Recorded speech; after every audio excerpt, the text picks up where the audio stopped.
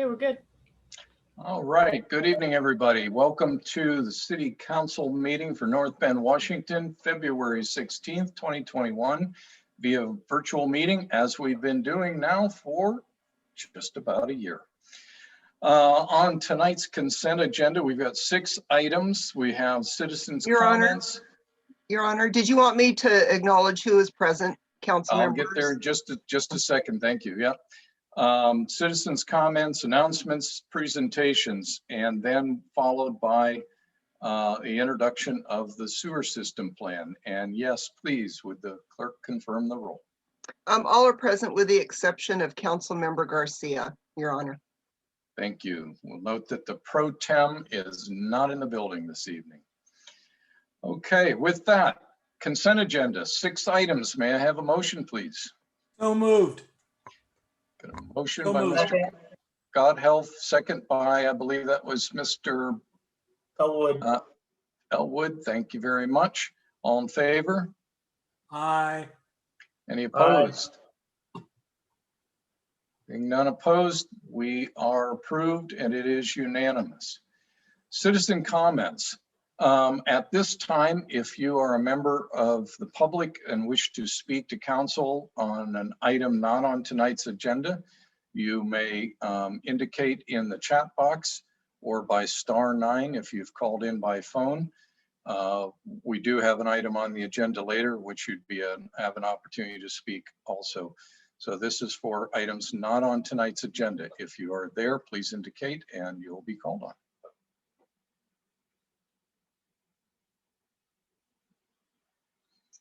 Don, you're muted. Do you have anyone? I'm watching the chat box and I do not see anybody at this point. Okay, we'll move on. Our first item on the planned agenda, number 7 under presentations, is a Planning Commission report by Chairman Tao. I do not see him yet on the call. If you're there, Gary, please rattle or unmute, let me know. Otherwise, we'll move on.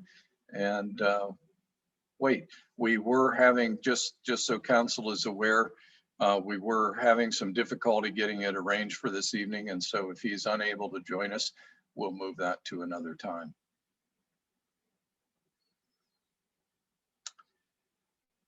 And seeing that not happening, the second presentation tonight is by myself on the state of the city. This is item 8 on the agenda. It will precede the regular commission and committee reports. And with that, we will head that direction. So thank you very much. Council members, citizens, property owners, and staff. It is my honor and pleasure to share with you the 2021 North Bend State of the City. Entering office a year like 2020 was the furthest thing from my imagination. Never would I have predicted a global pandemic would be the backdrop of my first year as your mayor. Yet that was our collective reality, and I am proud to report to you that our city rose to the challenge of governing and operating in this difficult time and continued to meet the high expectations of our residents and businesses. We innovated, collaborated, and adapted, all the while evolving and becoming a stronger city with a stronger staff in this new COVID normal. This is my second State of the City address to you, and unfortunately, the second delivered virtually instead of in person. It reflects our accomplishments this past year and an overview of the goals for 2021 that will continue to reflect our small town feel as it continues to be one of the most highly livable places in all of Washington.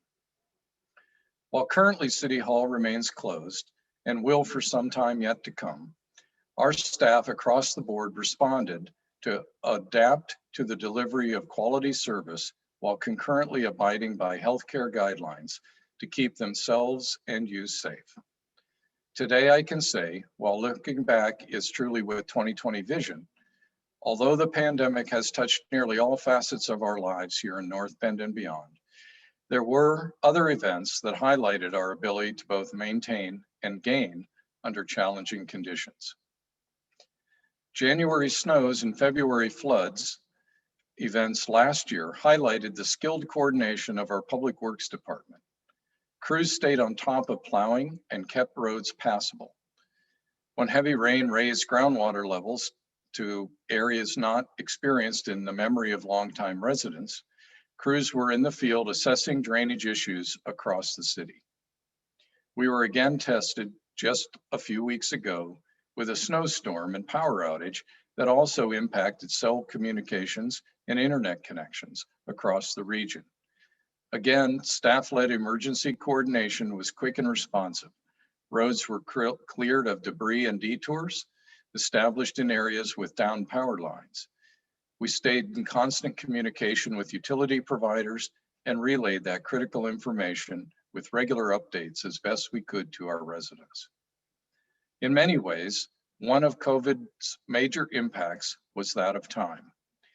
Nearly all aspects of city goals for progress were hindered, yet we accomplished much, and at our recent City Council retreat, reaffirmed that the goals identified last year continue to guide us in addressing the important projects and policies that both impact the city's fiscal stability while bringing expected services to you.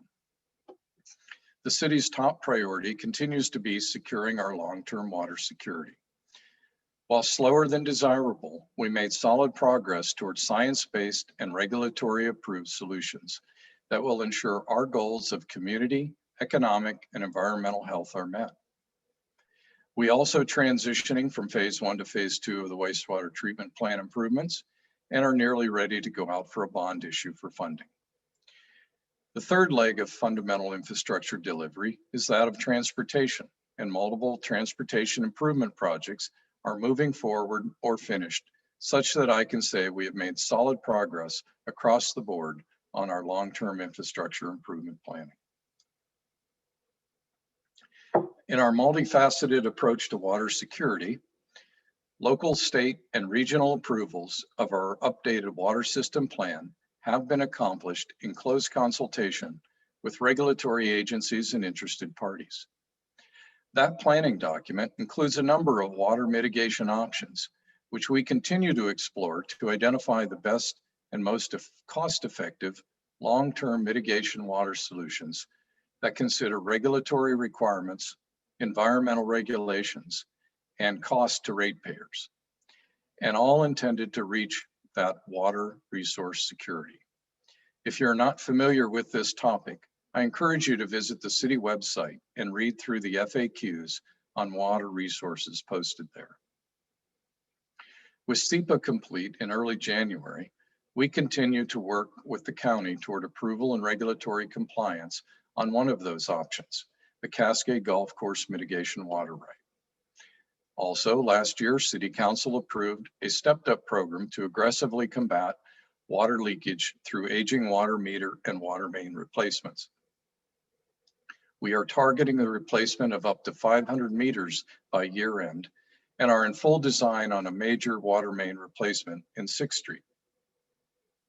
And we completed the first year with our new water conservation ordinance in place. And I am pleased to report our program focus on public outreach with valuable conservation tips and education on water saving was successful. Users conserved water during the peak periods, and when we had no reports of abuse nor city corrective actions were needed. We're very proud that phase 1 of the monumental task to modernize our aging wastewater treatment plant is almost reality. Nearly 90% of phase 1 upgrades are complete, increasing redundancy, dependability, employee safety, and environmental protection of the Snoqualmie River.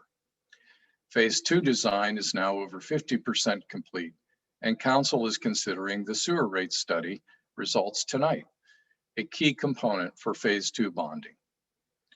When complete, anticipated in 2023 to 24, phase 2 will complete desperately needed modernization, meeting capacity and environmental protections.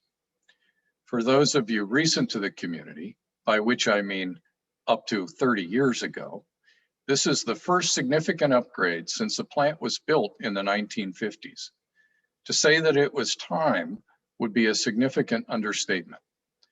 There is no sugarcoating that all users will experience an increase in their monthly bill. It is the unfortunate cost of past delay, neglect, and the same rising cost of construction that we're all experiencing in our personal lives.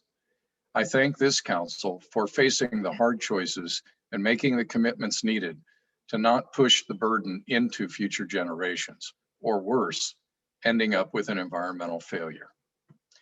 I hope to repeat that last statement in just a few years when we cut the ribbon on the fully completed project. Transportation improvements continue as the third leg of our top priorities. A huge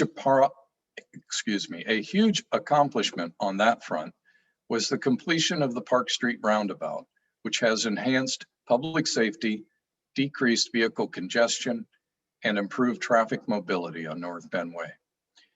The intersection itself is fully functional, including street lighting, and the undergrounding of unsightly communication and power lines in the vicinity should be completed by the end of February. Included with this project was also the attractive center landscape strip between Park and Cedar Falls Way roundabouts, giving this whole stretch a fresh and appealing feel. Continuing to execute against our revolving 6-year transportation improvement project plan, several new street and sidewalk projects are slated for this year. We will begin sidewalk improvements on 2nd Street from Bendigo to Ballarat, and we will do a pavement overlay on Park Street between Bendigo and near North Bend Way, as identified by last year's pavement study. And of special significance for the Forster Woods neighborhood, the first project in our Sidewalk Reinvestment program will take place in that neighborhood with an investment of up to $400,000 towards repairing sidewalk damage caused by tree roots. While only a start, projects such as this one and a similar one planned in the future for Skyview neighborhood and other locations to come with a live and learn lesson. Sometimes the choices we make in road design requirements have unexpected negative consequences. Through time, we have learned and we have adjusted. You may know my love of roundabouts, and I would love to proclaim us as the roundabout capital of Washington. Roundabouts are more traffic efficient, less costly to maintain, and more friendly on cost to environmental quality. To this end, we are currently in the design phase for a new roundabout at Bendigo Boulevard and Mount Si Boulevard, which will not only ease traffic in this busy area, but provide improved commercial benefits via a better entrance to the outlet mall. The planning for this traffic improvement is being done in conjunction with the anticipated first major remodel of the mall itself, which is expected to see the addition of a hotel and multiple new restaurants, which would improve the fiscal viability of the mall and provide needed services to residents and tourists. Also anticipated is the start of construction on a roundabout at North Bend Way and 436th in front of the Cedar River Townhome project, and perhaps the start of one at 436th and 168, just south of the Chinook Lumber in conjunction with the River Run apartment project. Continuing a trend, several new businesses were established in downtown corridor this past year. Those include Base Point Fitness, Clarity Eyewear, Chowder House Cafe, Progression Cycle, The Village at Ignite, and Shea Toy Boutique. Construction also began in the Meadowbrook neighborhood of the private Snoqualmie Valley Athletic Complex. Our Community and Economic Development Department remains extremely busy as companies continue to be attracted to our community-centric small town. Caracorn Snowboard Bindings should complete its new headquarters on North Bend Way this spring. Puget Sound Energy is in design on an expected 50,000 square foot training facility near Natindo. Design is underway on North Bend's approved retail marijuana store. The Washington Army Department continues toward relocating its Washington National Guard Readiness Center to the east end of town. And Alpenthal Logistics, Seacon, and Capstone projects are moving forward in design stages as well. Add to this Phoenix Plaza's recent open for leasing at the street level commercial space, and we've experienced solid business and job opportunity improvements. In all, while just one new commercial building started construction, we saw the completion of 11 commercial improvements or remodels completed in the past year. To ensure we continue on a solid path, our Economic Development Commission is working on updating our Economic Development Plan for Council's consideration later this year. And our Planning Commission is working on a new approach on evaluating how we determine development outcomes through a form-based code approach, and recently proposed a middle density residential zoning update that would provide more choice, housing types, and improve the diversity of housing options in our city and to its residents. This MDR zone will be revisited with council at an appropriate time later this year, and the form-based code will be introduced to council as well. In parks and safety, while sewer, water, and roads are all well and good, but what we also want is improved opportunities for play and recreation. We remain committed to expanding our outdoor amenities and creating a connected and safe city by expanding and improving access points between and among our parks, trails, and downtown core. Last fall, a missing link was completed on the Tanner Trail connection between Cedar Falls Way and Maloney Grove. And a new rapid flashing crosswalk was installed on Park Street at the trail connection between Skyview Metro Park and Taylor Park. Both projects make it safer and easier to get around town for bikers, walkers, and runners. Through a collaborative effort with the Veterans of Foreign Wars, the American Legion, the Snoqualmie Tribe, and the Snoqualmie Casino, we dedicated a new Veterans Memorial Garden and Monument outside City Hall chambers. It is a great spot to reflect and honor those who have served. We are continuing to work with King County Parks and the Department of Natural Resources to connect the future addition of the Dahlgren Family City Park to Taylor Landing Park, a public benefit as part of the Cedar River Townhome project. The redesign will include Snoqualmie River access for outdoor enthusiasts and bring in an expansive new park open space to our residents. Site work on this project began last fall and will continue throughout 2021. In partnership with Skyview,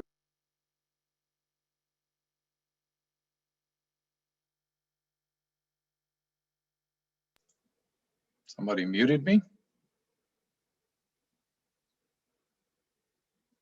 Excuse me. We can hear you. We can hear you. Okay, You're I got a unmuted note that now. I'd been muted. You did for a I second. can understand, Jonathan, but lay off. No, Don read my mind, sorry. In Rob, partnership, you've been muted for the last 15 minutes, so you may want to start from the beginning. thank you so much for that. I appreciate that. Yeah, I'll find that way to come back. In partnership with the Skyview Park District, design and construction of the Tenant Trailhead Park is also ongoing. And finally, I'll mention that a joint effort with the Skyview Park District, the Northwest Trailway Railroad Museum, and the city is intended to create a new Taylor Park master plan, setting the stage for improvements of this focal point in our downtown center. Now, so far I've mentioned changes, both commercial and business, and city infrastructure projects that are reflective of a growing community. Along with these changes, 103 new homes were completed, nearly all large single-family houses, and we welcome the new members of these households to our community. Now, I know that brings some worry about the pace of growth and concerns on how we maintain our small town character as we grow. Some of those voices speaking out against change are loud, and likely many more residents have a sense of unease. I understand that, and I want you to know that your council and this administration continue to take steps for making planned, measured, responsible land use decisions while we meet our legal obligations. Throughout our collective history, there have been periods of little to no growth, even a retreat, and periods of faster pace. We have been in one of those catch-up cycles for the past several years now, and while I know you can't feel it yet, we have actually peaked, and I expect we will experience both a natural and planned period of rest in the coming years. In fact, until some water and sewer upgrades are completed, very few new housing development proposals will even be accepted by the city for review. Within this all is the need to strike a balance, and your council continues to do that. And part of that balance is ensuring that we have a diversity of housing options permitted within our community to meet the needs of all the residents. Our own challenging needs, including maturing children and in support of businesses who need employees to provide the services to you. I stated last year, and I do to you again, that a diversity of housing options to meet the needs of all city residents remains a significant challenge, especially for our low-income residents. We know this is critical, as approximately 60% of our jobs are filled by employees commuting from South King County. That's wasted time, wasted resources, and environmental costs literally going up in tailpipe exhaust. This very complex topic of growth will be a focal point of a future community engagement effort with residents, including surveys and town halls, designed both to inform and to seek your input on the policies in place and planned in the future. As we work toward that, projects already approved, some as much as a decade or more in the making, are likely to be built during 2021. And much of that reflects moving us back towards the balance of choice I just mentioned. I'm pleased to report a small, income-restricted Habitat for Humanity project on 2nd Street is expected to break ground this year. We are excited about this private-public partnership that will offer affordable home ownership to several families. Additionally, the River Run apartment project includes an affordable housing component and has indicated they anticipate breaking ground around June. And a 25-unit condo townhome complex along Park Street is expected to begin construction, bringing with it yet another home ownership option to our town, which has mostly been absent since the early 90s. These projects, along with the rising of Phoenix Plaza's 37 apartments and the Cedar River apartments, will go a long way toward bringing a balance back to housing options for residents in our community. We remain committed to finding innovative ways to bring greater affordability to housing options to residents and filling the needs for that missing middle through such initiatives as the MDR zone and by encouraging smaller homes on smaller lots. And this will include developing the program for government-supported affordability made possible by Council's October resolution to accept a small state sales tax increase here at home in North Bend for affordable housing initiatives. We expect to receive about $300,000 annually from this sales tax state transfer and plan to establish a task force this year to determine how best to put those funds to work in support of those most in need in our community. Like most municipalities, the pandemic had an impact on our resources. Yet due to healthy reserves, prudent spending policies, and solid forecasting, we fared much better than many of the cities around us. We did experience a sizable sales tax revenue dip early in the year related to the pandemic restrictions, and we ended the year approximately 8% under 2019 sales tax collections. However, we are cautiously optimistic as we continue to see a bounce back and are currently running ahead of adjusted conservative forecasted sales tax revenue levels. In addition to sales tax, our real estate and commercial activity remains strong. This, along with our continued penchant to operate leanly and efficiently, is keeping us optimistic for the future.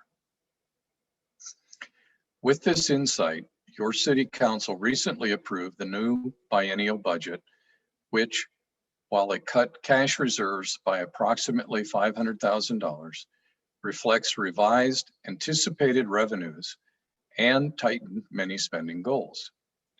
Council did decline to accept the allowed 1% levy lid lift in consideration of concerns for making it harder on property owners in the near term already dealing with COVID impacts.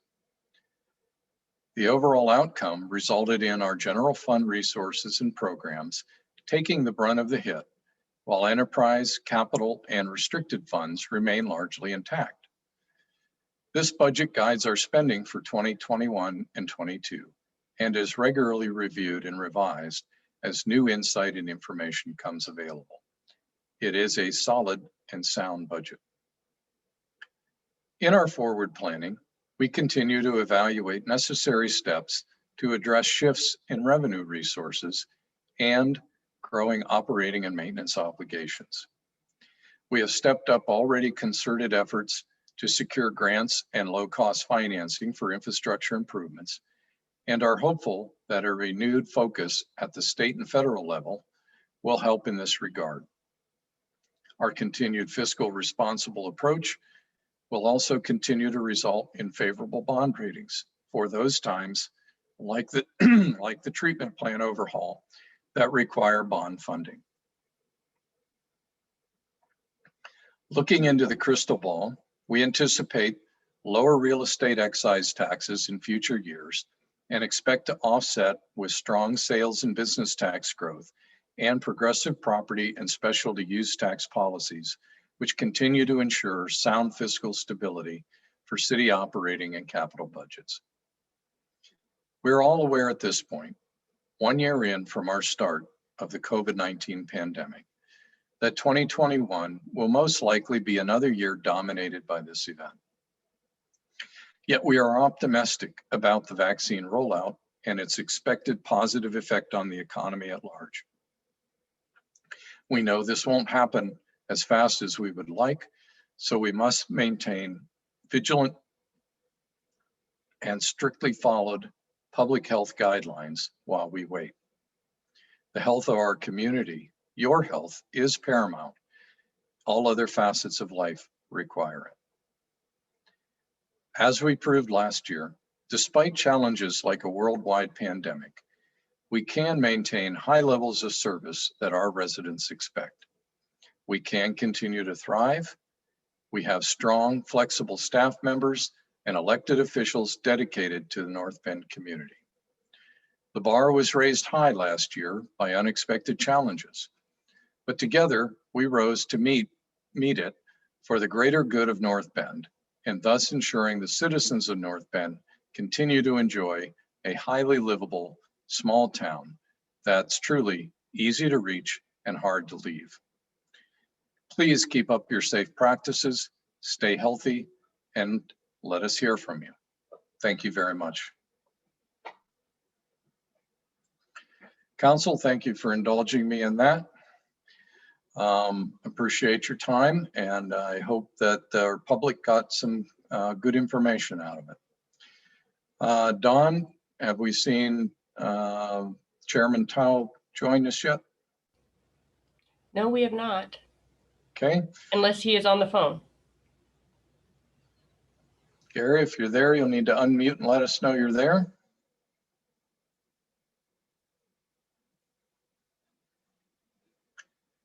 Not hearing nor seeing him. We will delay that presentation from the Planning Commission to some point in the future. Thank you for that. Moving on, Commission and Committee reports. Community and Economic Development. Councilmember Miller. Unmute for us, please. There we go. Thank you, Mr. Mayor. Once again, today we met CED at 3 p.m. with both council members Rosen and Elwood present with me. We listened to a team presentation as well as with regard to a light possible, I'll just say that, light industrial project, as well as a project that is also possible with revolving around mural art, excuse me. We also heard about 2 grants, so it was interesting. Thank you. Finance and Administration, Councilmember Godhealth. Thank you. The Finance and Administration Committee met on February 2nd, a virtual meeting as usual. We discussed the sewer rate study, which is on the agenda tonight. We talked about blanket purchase orders and adjustments that need to be made for those as the new year comes. And we did a discussion on committee meeting rules, and we'll probably move that to a work study. That is all, Your Honor. Thank you. Public Health and Safety, Councilmember Colon. Yes. So Public Health and Safety Committee met on February 9th at 4 o'clock via Microsoft Teams. We talked about COVID-19 vaccines and the struggle of getting enough doses and the challenge of getting people vaccinated with those doses. Fire Chief Clark talked about future plans of using firefighters to vaccinate people as a mobile unit. They hope to be up and running by March 1st and currently planning on vaccinating people at adult family homes. We talked about where we could have a static site in North Bend, and ideas were brought up, community center, senior center, etc. After that, we had a police update. They have been busy hiring new officers. They have 6 candidates for sergeant. North Bend Police is fully staffed at this time, and PSO Larry will be retiring in March 1st, and he's very hard to replace. Our next update was from the East Side Fire and Rescue. Chief Clark, besides their vaccine efforts and getting involved to vaccinate people, they currently have 9 new recruits. And that's it. Thank you. Transportation and Public Works, Mr. Loudenbach. Thank you very much, Your Honor. The Transportation Public Works Committee met last on January the 26th. Topics included the wastewater treatment plant phase 2 plans, a brief presentation from our friends at Train and Associates. We also discussed the water rate study that will be coming up on the agenda later this evening. We also talked about some programming additions that will be coming forward, and developer extension agreement for the Habitat for Humanity project that you mentioned in your remarks this evening. We also talked briefly.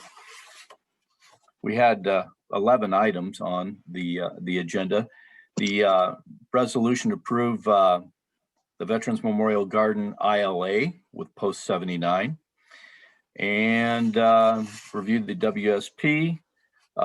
Tom Moore talked to us about the new Skyview HOA agreement for sidewalks, and a new contract for Blue Line. Our next meeting will be on the 25th of February, Your Honor. That's all. Thank you very much. Ms. Deming, thank you for joining us tonight. Planning, Parks, and Economic Development. Of course, just this past meeting, we had a report from the Chair of Parks, and I do understand that Chair Tao is on the line but was having trouble being unmuted, so take that into account in your remarks. So the Planning Commission is currently reviewing the draft form-based code for the downtown area. A public hearing on this topic was scheduled for February 11th, but due to a lack of a quorum, it was continued to the next meeting on the 25th.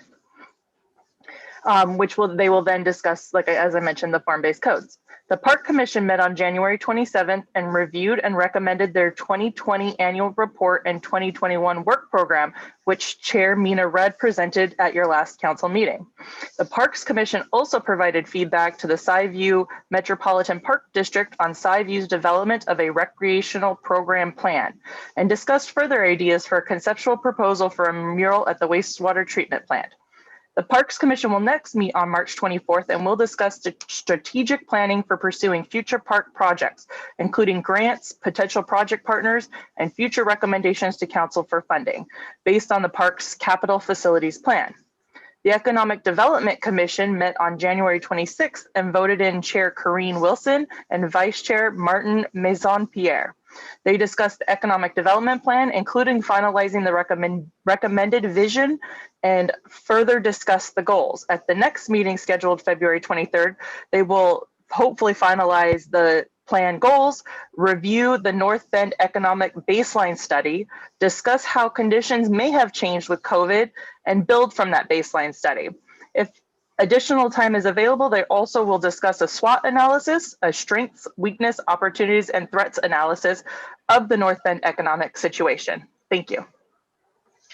Thank you very much. And just before we move into regional committee reports, I should mention Council Member Pro Tem Garcia is not with us tonight. I'll just report briefly for him that he and I continue to discuss future council agendas along with work studies, and the packet that is in your, the update that's in your packet this evening is reflective of those discussions. Regional committees, Mr. Godhelp, would you like to kick us off with Eastside Fire and Rescue? I thought we forgot about it. It's not on the thing Never, anymore. never, sir. Well, just to give you guys some, we'll start with the Eastside Fire and Rescue board meeting met February 11th. We'll talk a little about the cost of COVID. Our COVID cost for 2020 came out to $988,000 in additional costs to support COVID.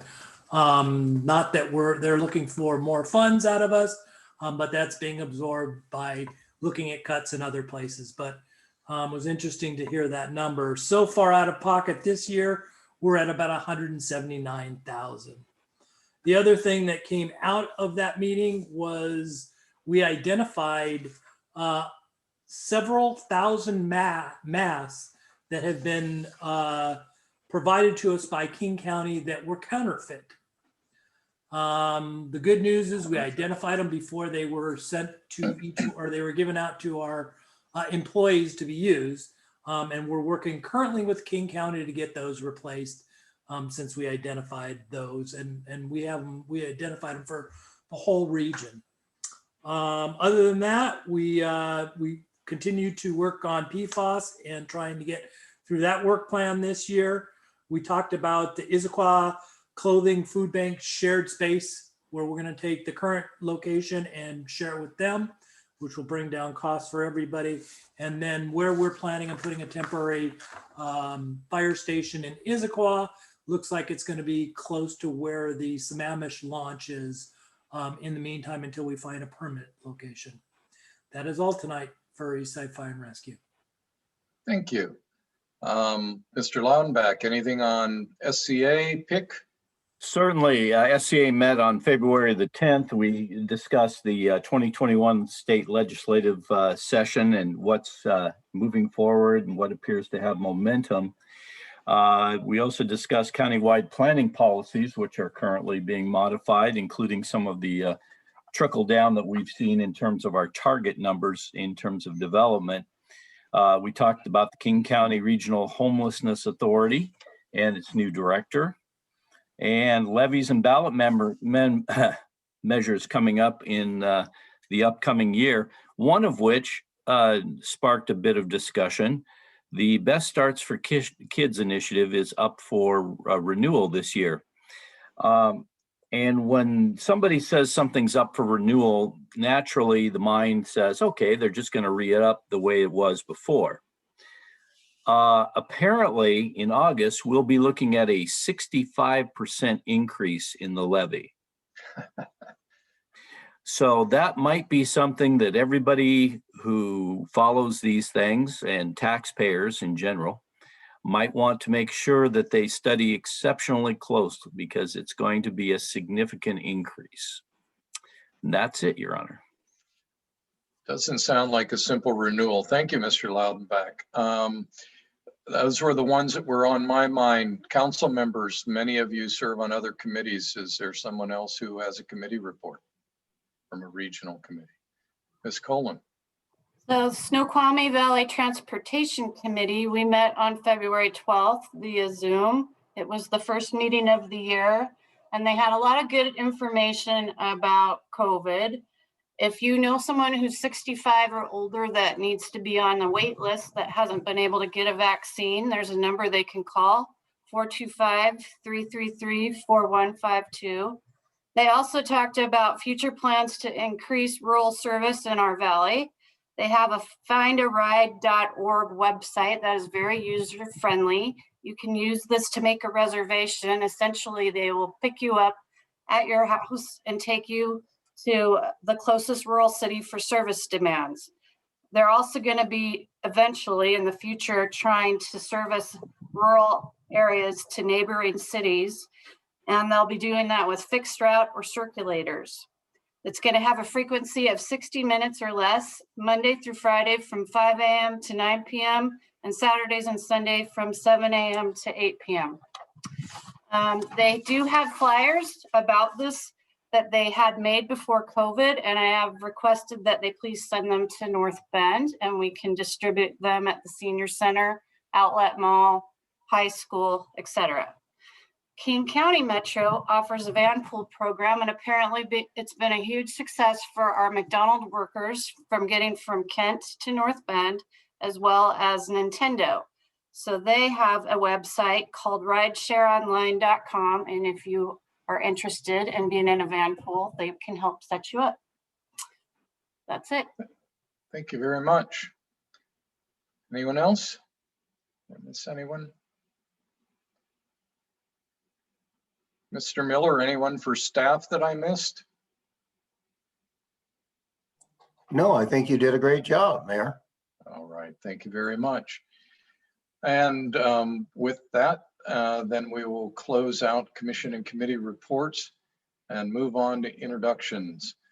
Item number 9 is AB 21-021, a public hearing ordinance adopting new sewer rates.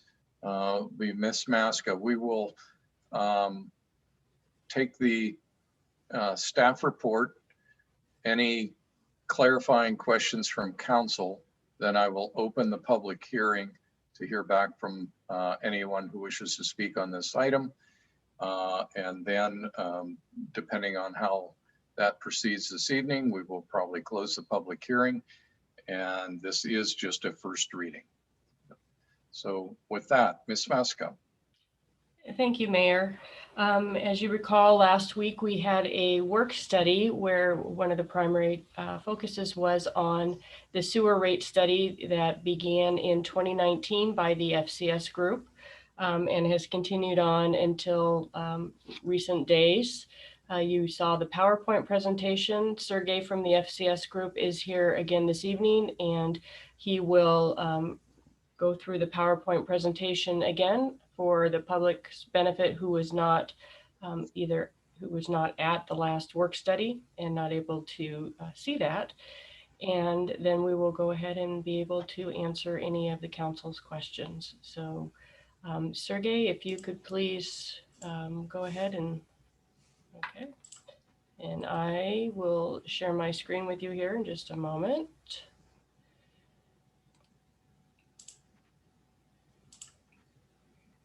Okay, you should be fine. Thank you, Dawn. And I am trying to share my screen, so if you can bear me with us for 1 second.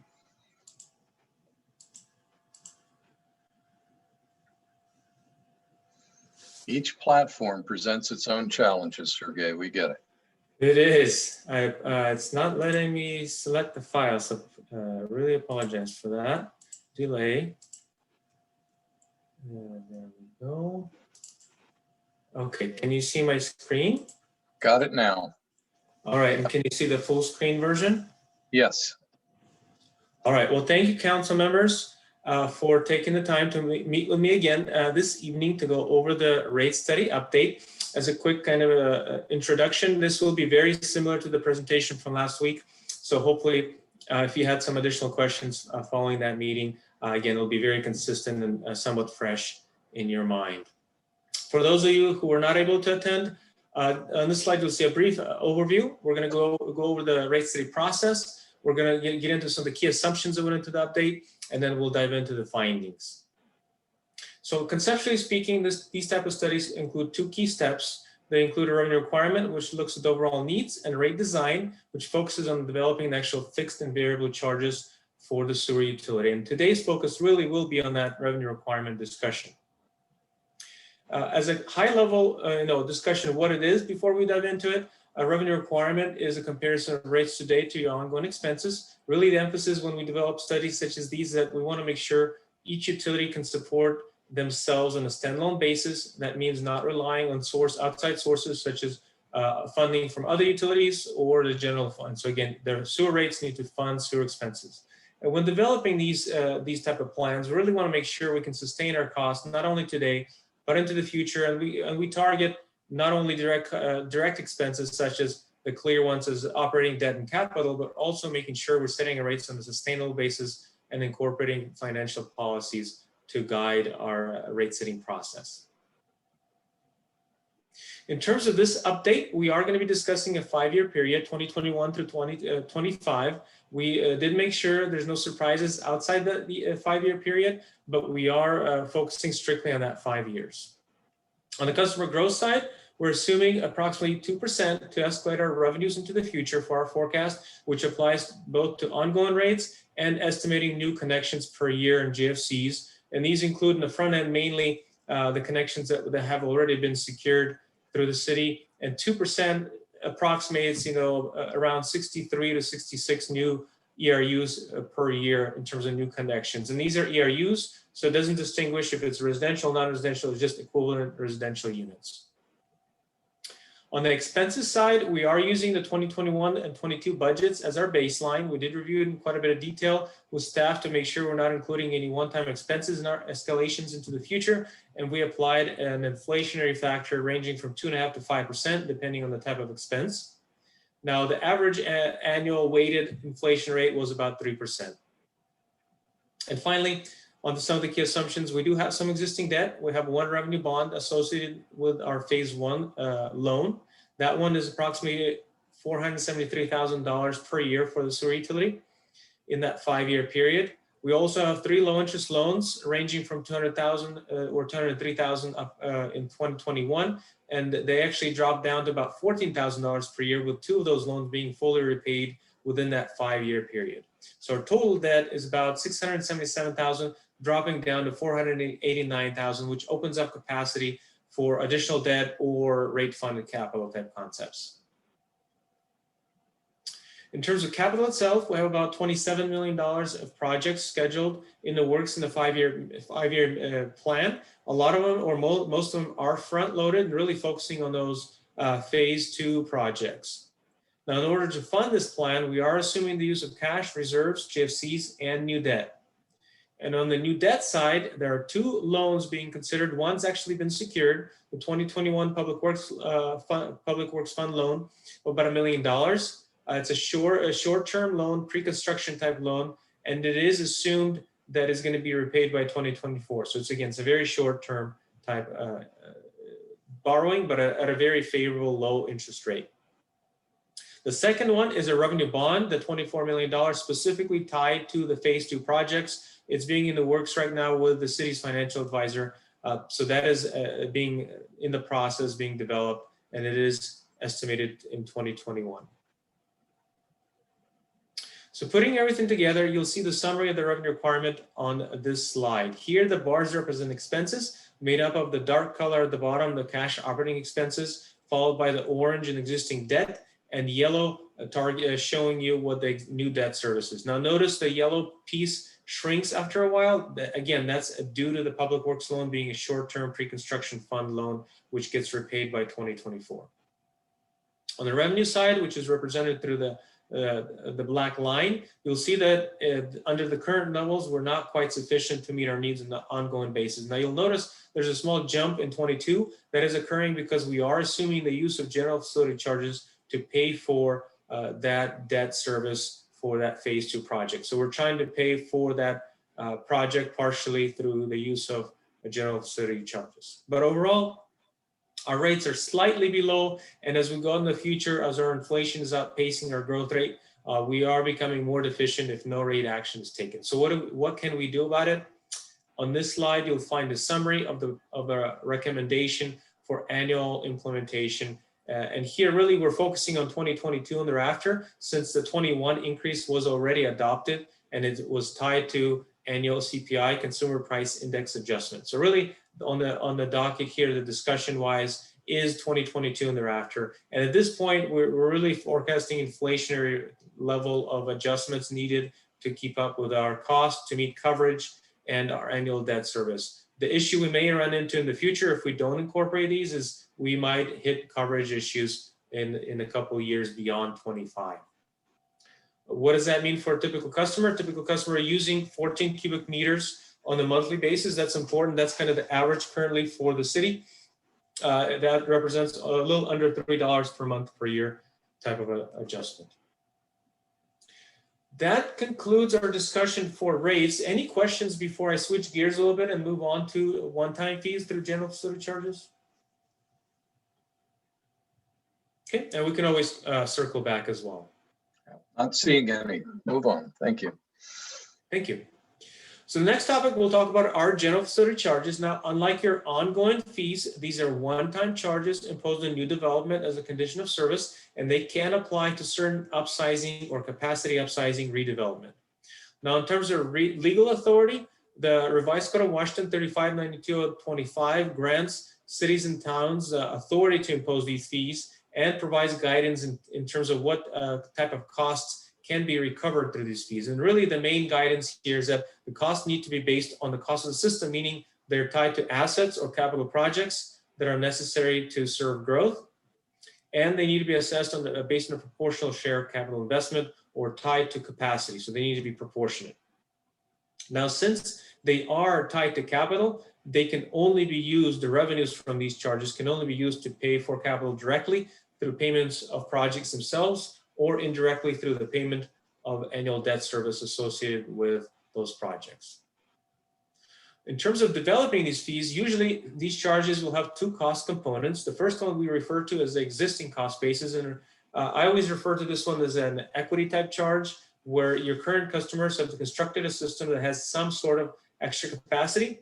And as new customers connect to the system, they need to buy into that extra capacity and become whole or on par with the existing customers. So they're buying into that extra share of capacity that's still available. Now, the second portion of the charge, the future cost basis, is there needed to resolve capacity deficiencies. So in order for us to serve growth in the future, we need to expand our capacity and add that. So portions of projects or projects that increase capacity are included in this charge.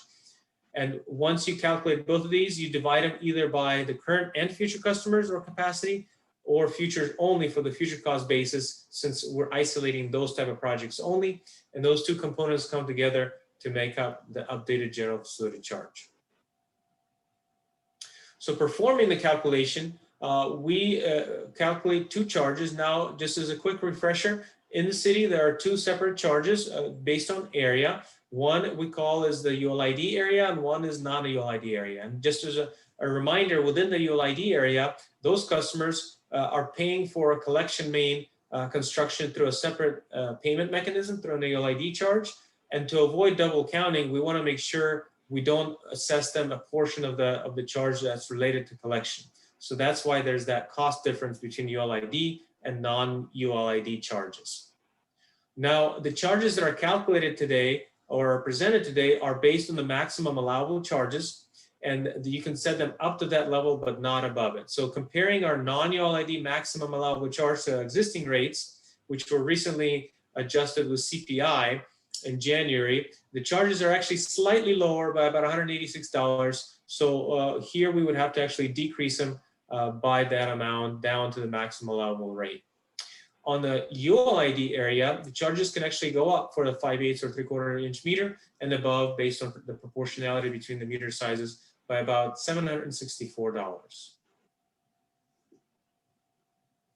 So with that, that brings us to the end of the presentation. Really, the guidance and direction we're looking for is regarding the overall rates. Again, with the 21 increase being already adopted in January, we are future looking in 22, and we're estimating inflationary level increases of 2.5%.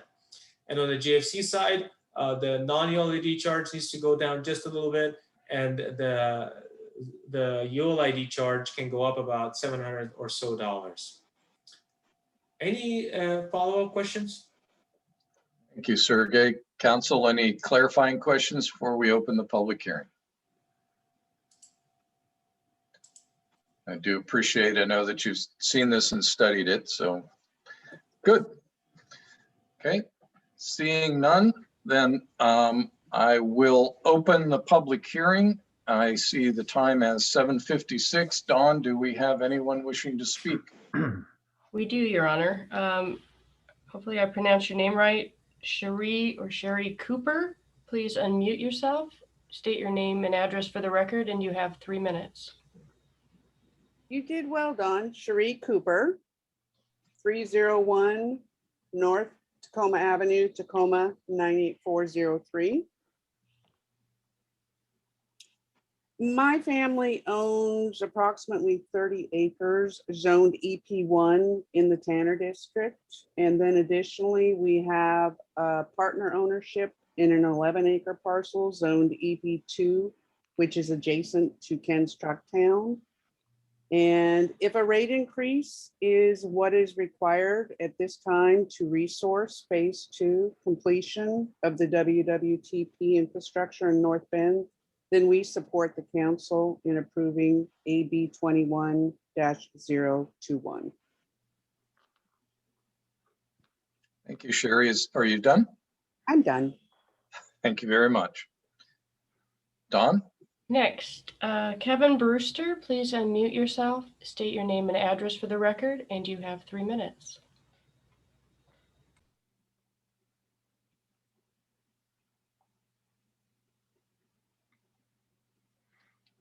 Kevin, I see you there. You're still muted. Yeah, Kevin Brewster, 428 Orchard Ave. Thank you, Sergey. That was actually a really interesting presentation, and I think you got the level of detail very nice for us in the community to understand how that's done.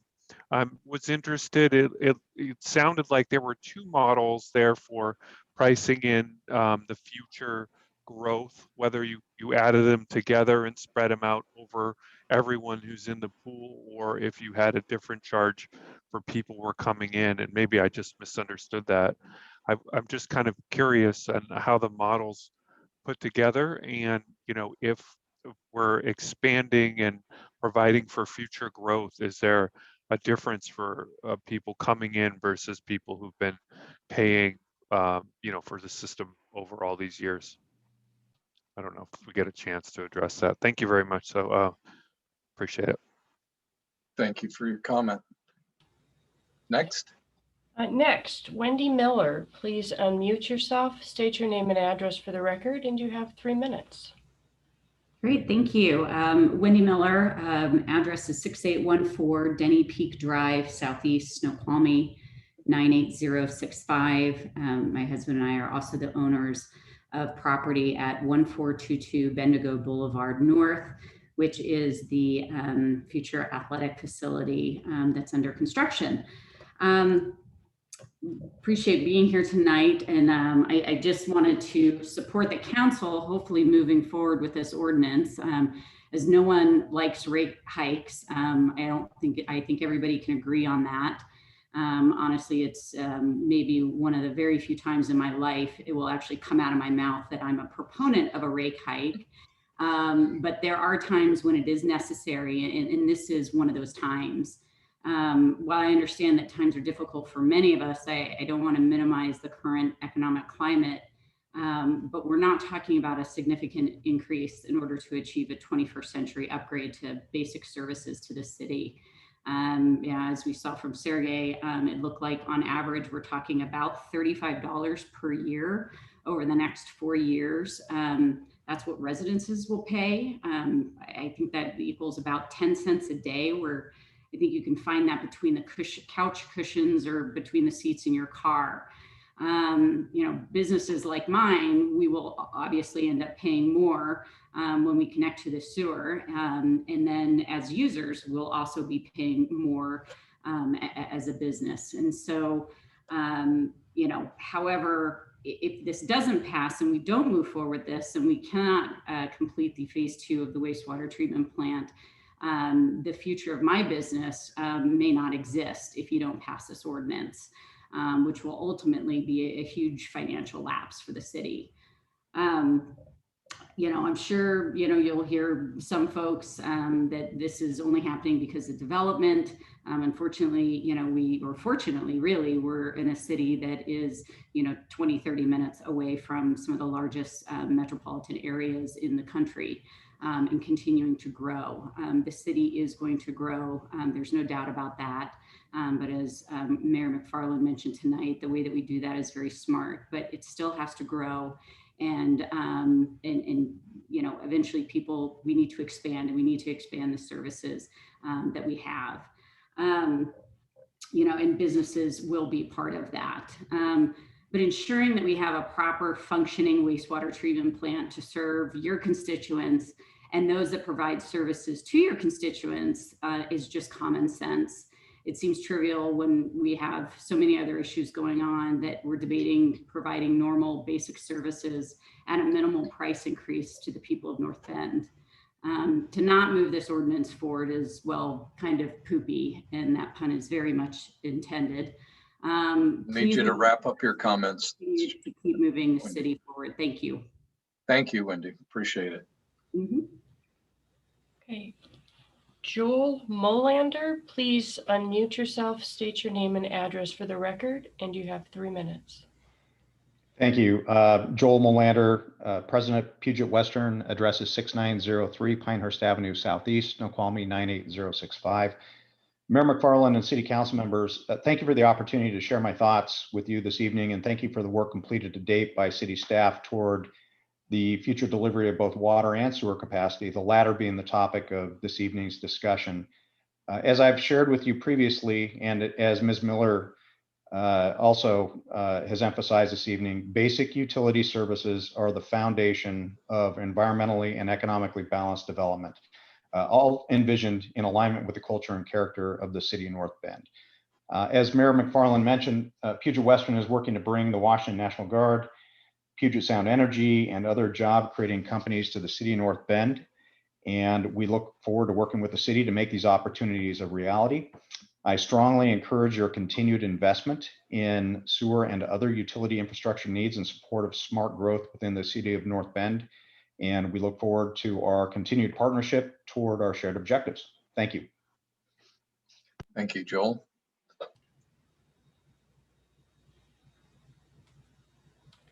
There is nobody else on the list wishing to speak to the public hearing, Mayor. Thank you very much. I will mention again that this is introduction tonight, not intended to take final action. And to council, reminding that we did receive several comments, written comments from the public, which were forwarded to you for your consideration on this item. With no one else to speak, I will close the public hearing at 8:04 and open for council deliberation. Don, we've got a recommended action on conducting the public hearing, of course, and moving the ordinance forward. It doesn't appear to me to be in this form of a motion. Are we asking for a motion from council tonight? No, we just need this, or Susie is saying yes, that we do need a motion to move this forward to the next meeting for second reading and adoption. Is that correct, Susie? Is that what you're indicating? The recommended action would serve as the motion if you choose to read that. All right. Transportation and Public Works, Mr. Loudenback.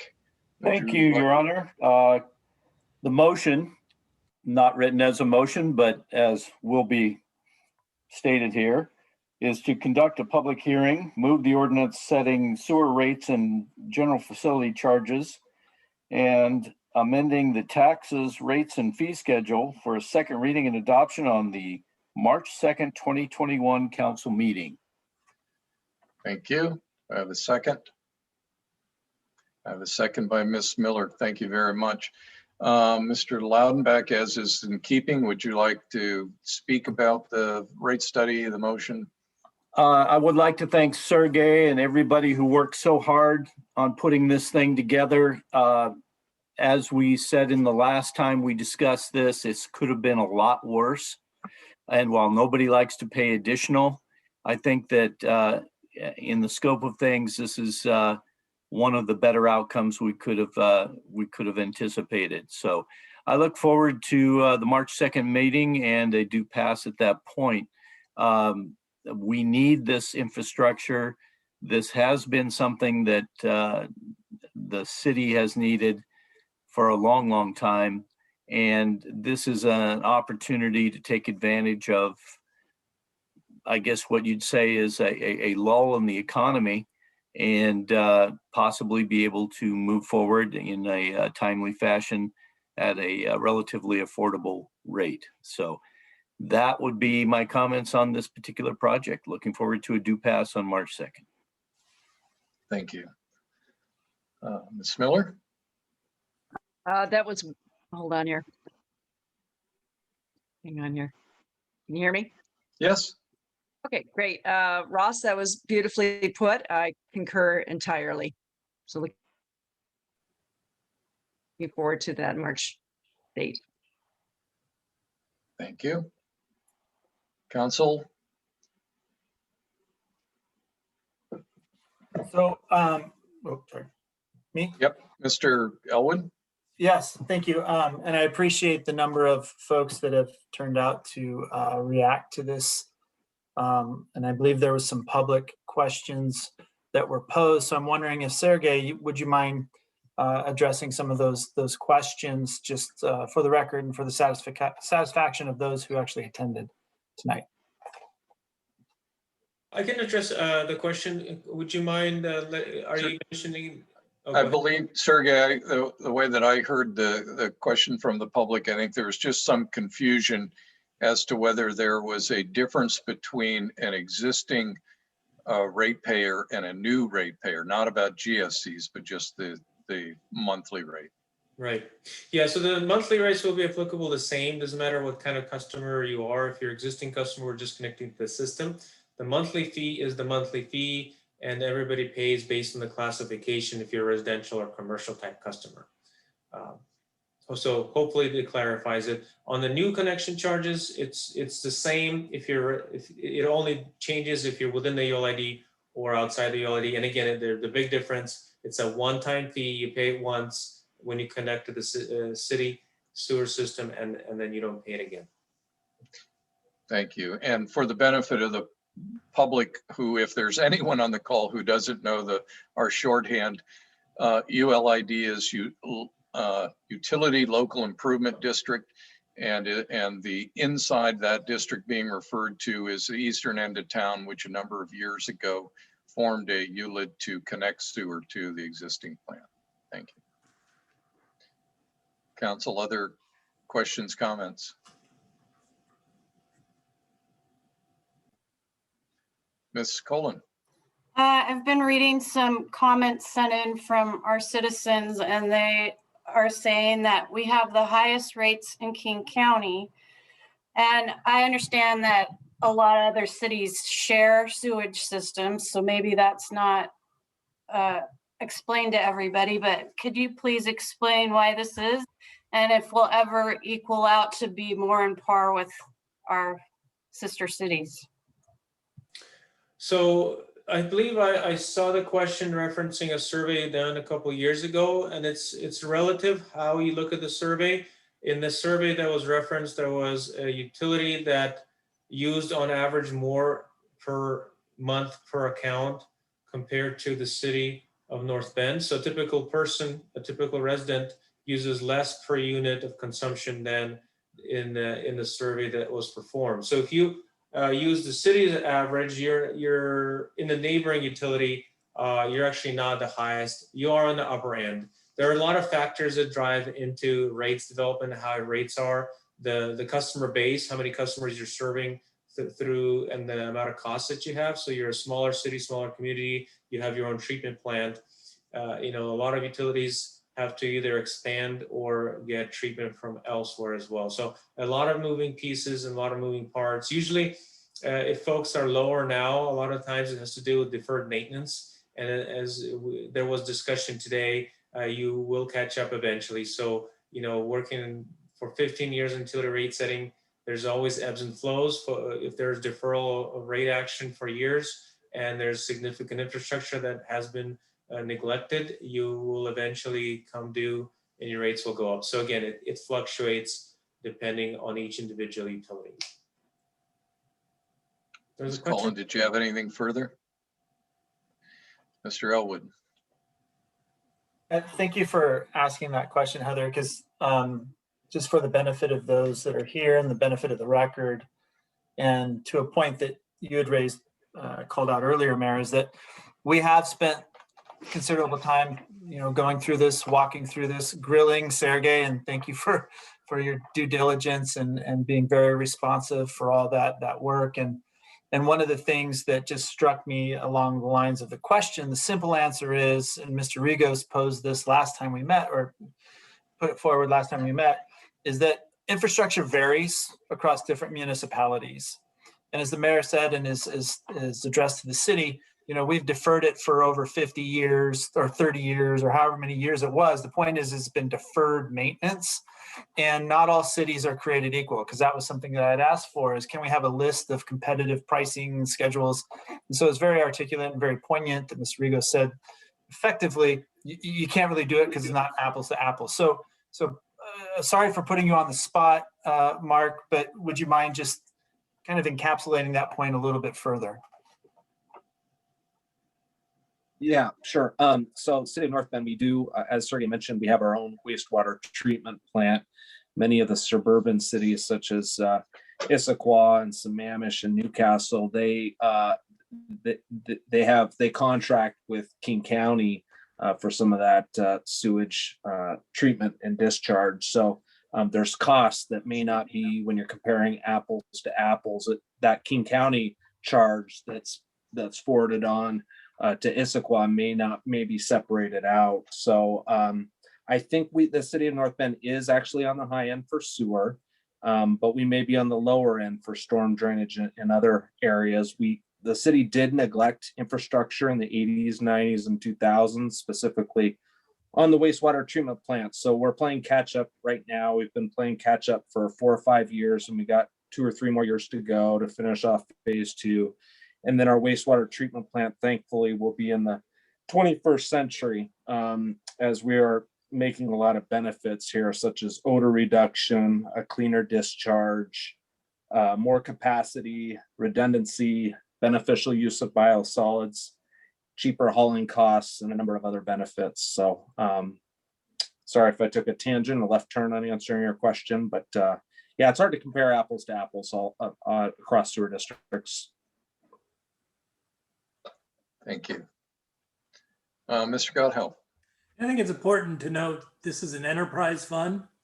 This is, net costs, basically our costs.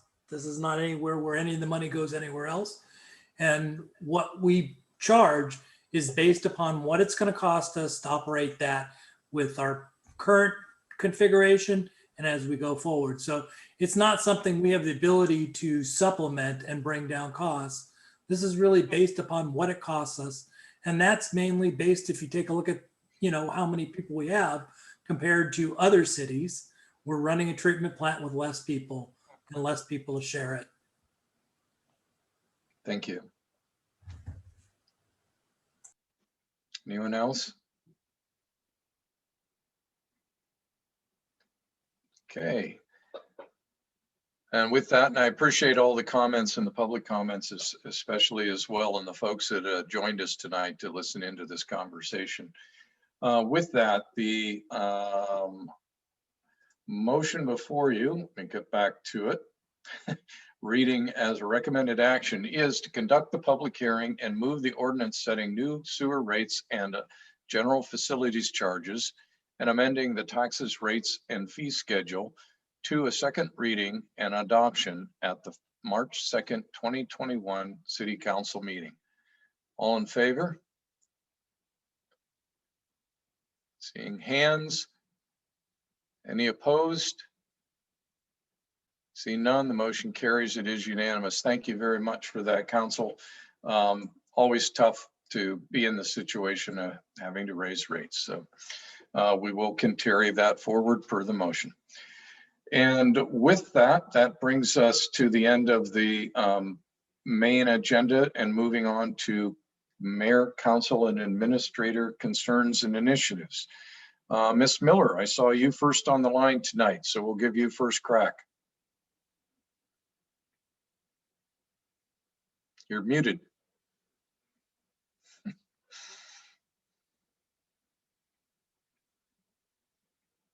Still muted. This is not, okay. There That you was are. that's ridiculous. Thank you, Mr. Mayor. As usual, I will always hope for everybody to stay safe while we're still in this pandemic.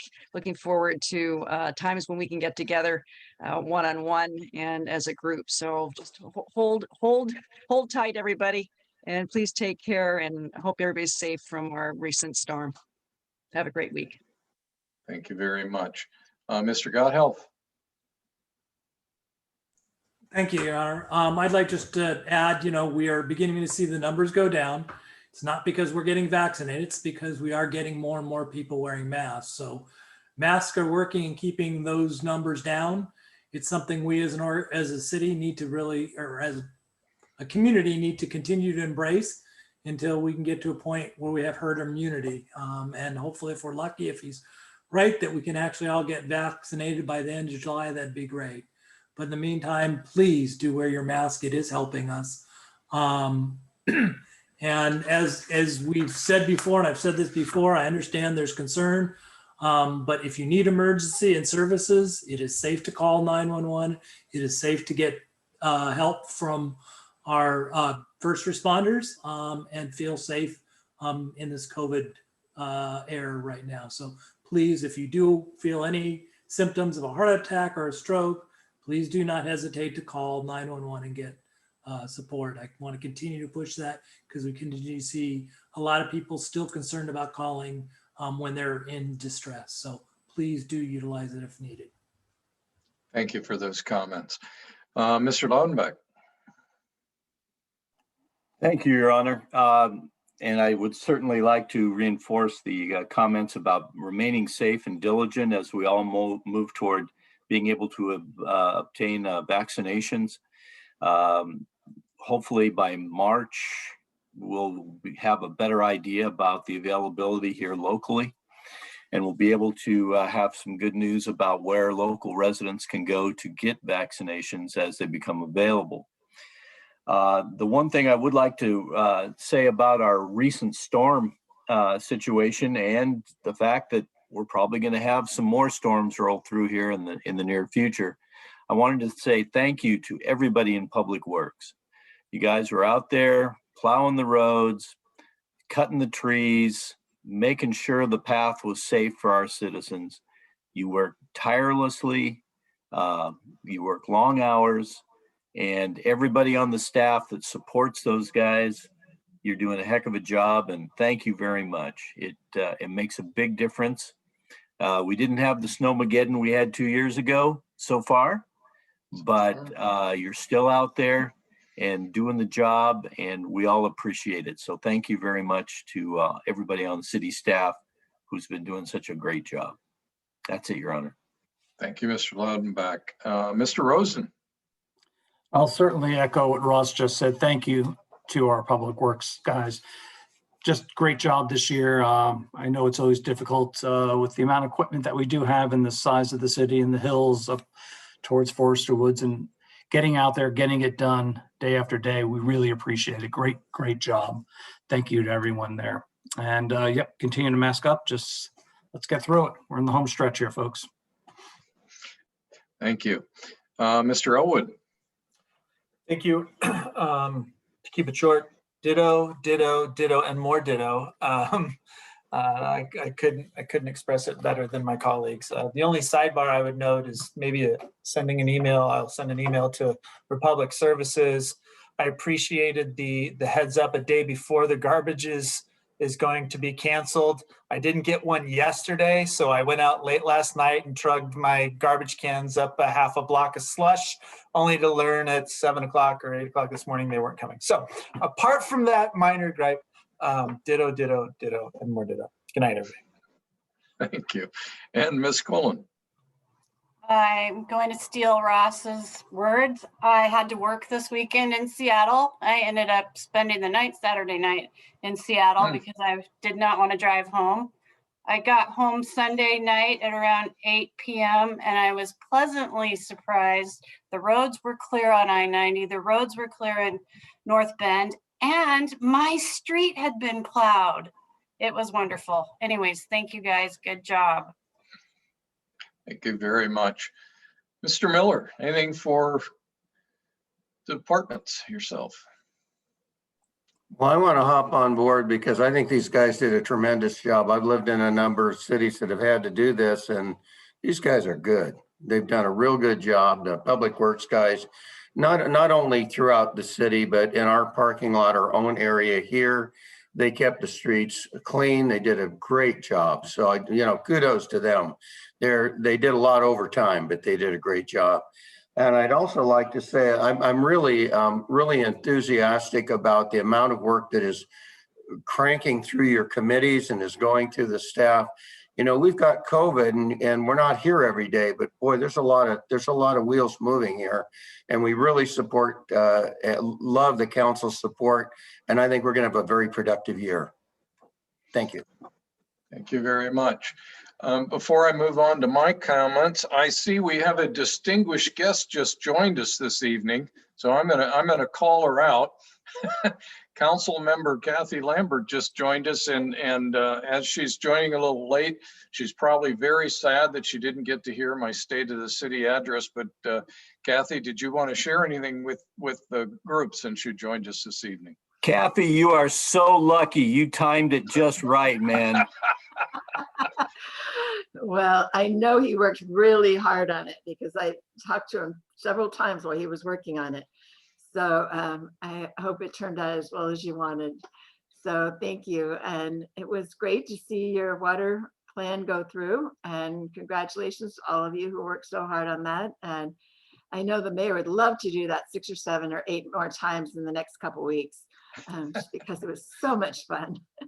But anyway, you did a great job. And the main thing that we're working on right now is trying to organize for COVID and letting the citizens know that there is great planning being done all across the county for when the vaccine arrives. And my comment to people is that one of the things I think that was not made clear to people is because you're eligible does not mean it's available. Those are very different words. So you may be eligible when it is available. However, it is not available. So you can be eligible for a while. And that's the hard part, because when you hear you're eligible, you always think, well, if I'm eligible, I'm ready. But that isn't quite how it's working. But we're hearing good things, both out of the state and out of the federal government, that they will do some things to help. Rather than giving 1 week notice on how many vaccines we're getting, they're going to give us 2, maybe 3 weeks notice, which means that we can plan ahead, which would be lovely. And also that they believe that there will be more coming. We did get the approval for the 6th vaccine out of the Pfizer jars and enough needles to be able to do that.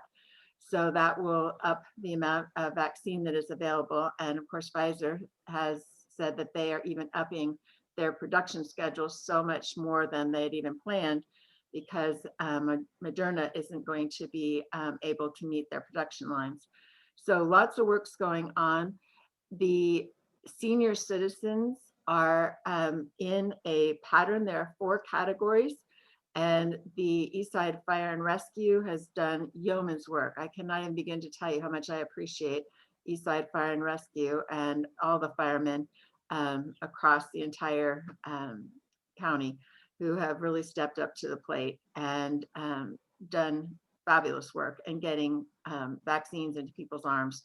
So originally Bellevue was going to be the lead fire agency, but then other fire agencies said, hey, we can train ourselves with your help. So they went and got trained. And so there's lots of good work being done. So if history could look, if the future could look back into what's happening today as history, there would be some things they would say, oh my gosh, why did that happen? But there'll be some things that they said, great work. And one of the great works will be that people have been so generous, including the mayor and all of you, on offering to help with a variety of things, including your facilities. And it's been great. And you giving out back the masks and such has really made a huge difference. So thank you for all your work and helping us to keep the angst down as much as possible so that we will be able to get everybody inoculated as quickly as possible. Dr. Duchin said he thinks that we will be able to have everybody who wants to be inoculated done by the end of summer. So that's the goal. So we've been 10 months, and so we have the final couple months ahead of us. But anyway, that's the main thing I wanted to share with you. And thank you for all your good work. Thank you so much for joining us tonight and sharing that with us. And again, thank you for your guidance through King County Council for the Water System Plan. That was very much appreciated. Yes, you didn't get to see, they did keep me muted through most of my comments tonight, so just so you're aware.